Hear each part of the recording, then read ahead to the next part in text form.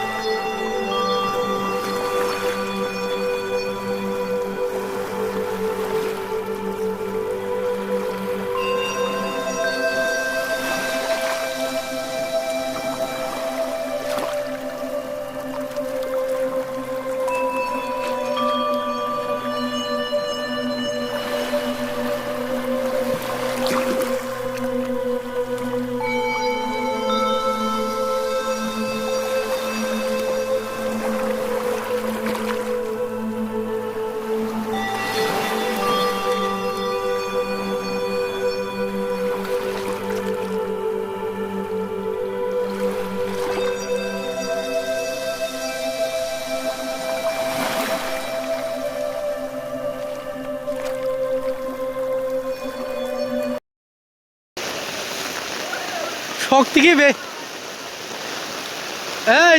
শক্তি কি বেশি হয়ে গেল নাকি? কোন দিতে হবে?